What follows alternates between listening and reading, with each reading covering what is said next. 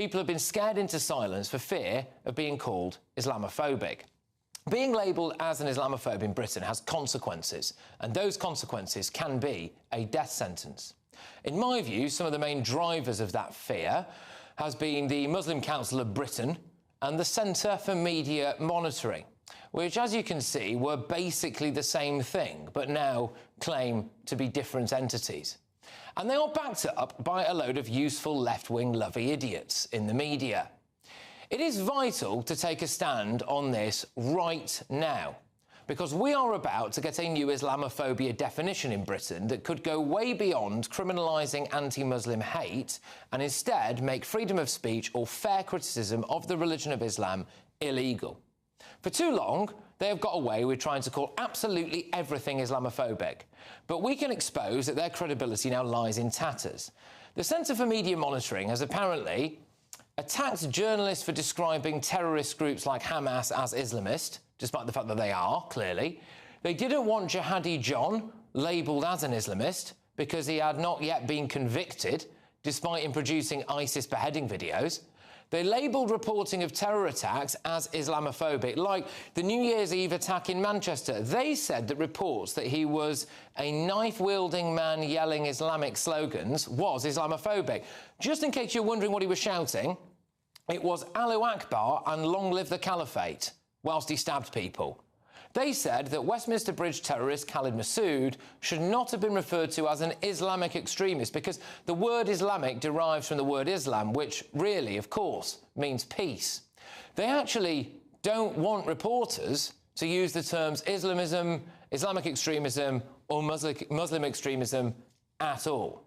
So they thought that reporting on the Pakistani rape gang scandal by journalist Andrew Norfolk amounted to the scapegoating of Muslims. So these are all findings in a report by the think tank Policy Exchange.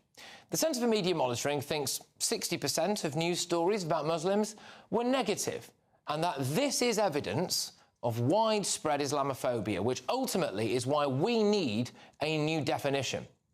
But when you realise that they would class the examples that I've just given as Islamophobic, then frankly, their whole narrative falls apart, and with it, the need for a new definition.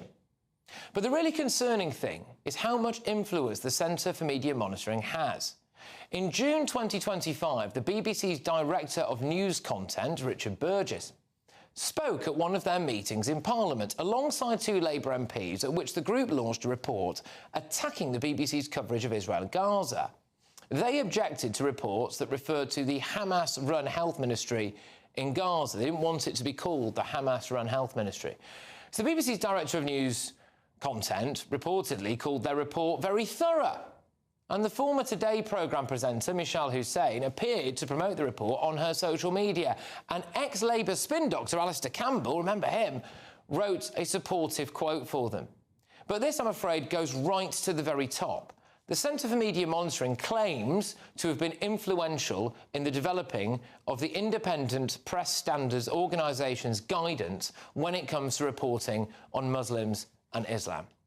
The Executive Director of the Centre for Media Monitoring is Miqdad Versi, who appears to have links to the Labour Party as they attended the Labour Muslim Network's official iftar in March 2025.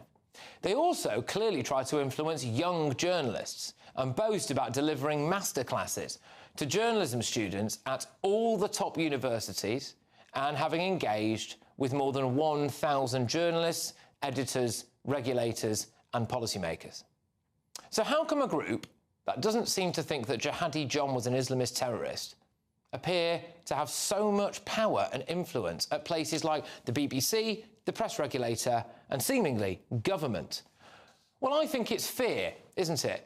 Everybody's terrified of being called Islamophobic, so they go along with it and they jump at the chance of collaborating with a group that used to be associated with the Muslim Council of Britain in the hope that they themselves will be spared from the life-threatening consequences of being called an Islamophobe in modern Britain.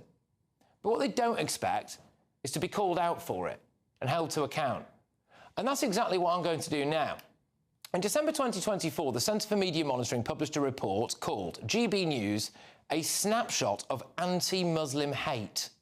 It named me about 17 times, more than any other presenter, and it included either false quotes or quotes that were taken completely out of context. And I believe it's included things like me just talking about MI5 reports into Iranian terrorist sleeper cells or genuine Christmas market terror attacks in their list of times that I and the channel had, in their view, negatively spoken about the religion of Islam. Now, that led to reports like this. GB News hates Muslims was the title there. Now, just think about what the consequences of that could be.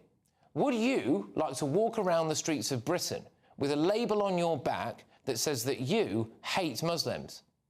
No, I didn't think so. Well, they did that to me, and it had consequences.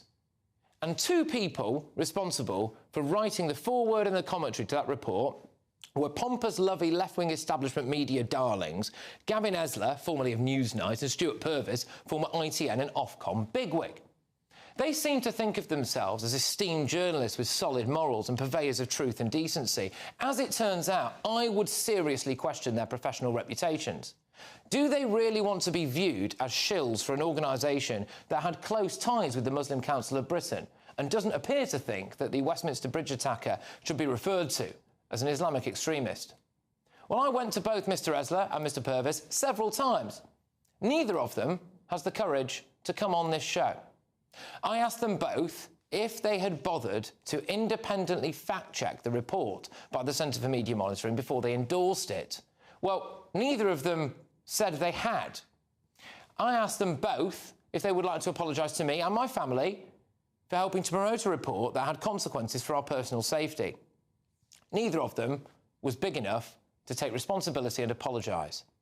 And this is a funny thing, isn't it?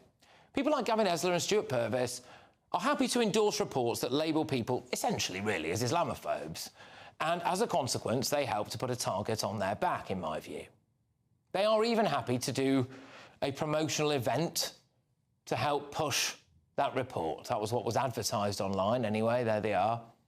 And when it comes to taking accountability for their actions, though, they just run away. Now, they may dismiss what I have to say here now because, oh, it's only GB News, and, oh, the Policy Exchange think tank, it's just probably very right-wing. We don't have to listen to them. I think that's how a lot of those people think. But they're about to learn quite a stiff lesson, because the British public are no longer willing to be scared into silence with baseless claims of Islamophobia. We see through it.